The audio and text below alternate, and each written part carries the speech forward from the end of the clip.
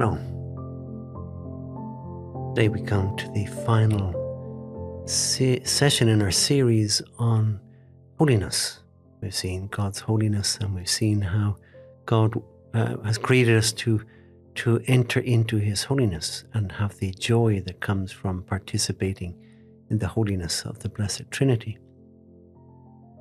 I want to look at a danger, however, that we could perhaps easily fall into. And that is thinking that when God draws us into His holiness, this whole process, that He is somehow transforming us from men and women into angels. That somehow He's removing us from this world and He is making us very, very otherworldly.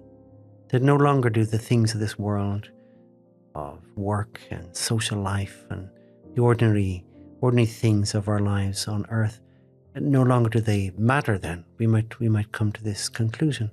That would be a grave danger. And we wouldn't be the first, because unfortunately this is one of the great errors of our age, says Gaudium et Spes, the document from the Second Vatican Council. This way it puts it: the split between the faith, which many profess, and their daily lives deserves to be counted on among the more serious errors of our age. Interesting. Okay, that's the 60s, but probably things haven't changed an awful lot. So many of us Christians have this split. My life of relationship with God, the sacraments, prayer, and then like a totally different life is my heading off to work, my colleagues, my friends, even my family, as two completely separate compartments. And this is a very serious error, according to Gaudium et Spes. It says we have to overcome this false opposition between professional and social activities on the one hand and religious life on the other. So this is the danger. And that's what I'd like to look at here in this final reflection in our series. Going back to the beginning, the creation of man, as described in Genesis.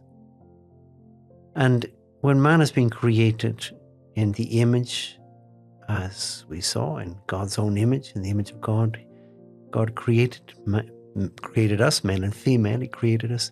And they were told in Genesis, and God blessed them.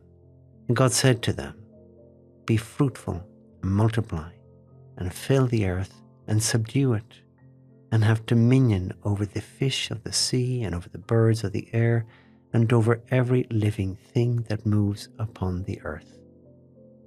Again, in the second account of creation, which follows in the next chapter in Genesis, it simply says, "The Lord God took the man and put him in the Garden of Eden to till it and keep it."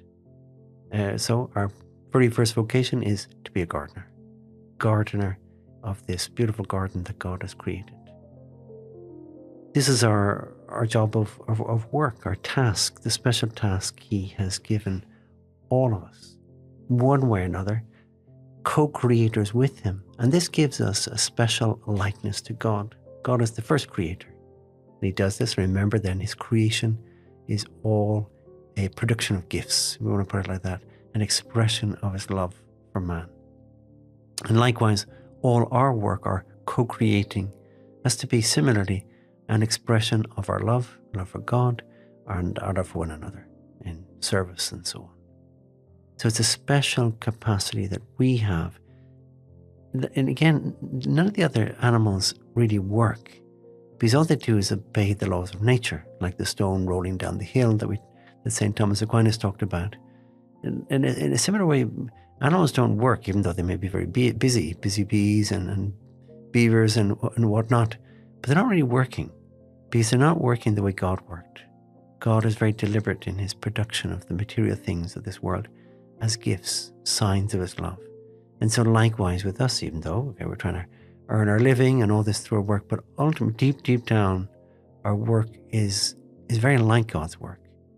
Production of things, services, things, whatever it might be, but ultimately beyond the purely just material question of earning our living.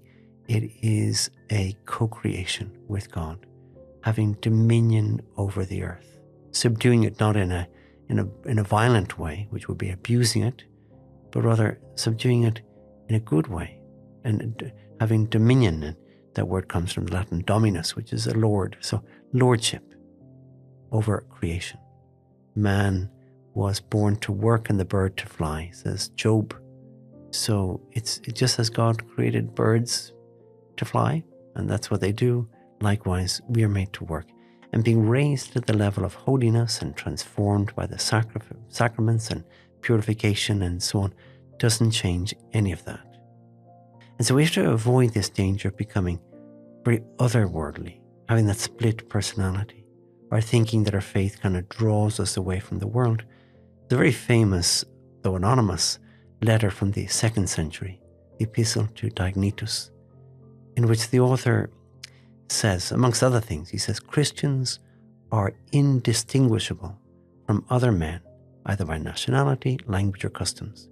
They do not inhabit separate cities of their own, or speak a strange dialect, or follow some outlandish way of life.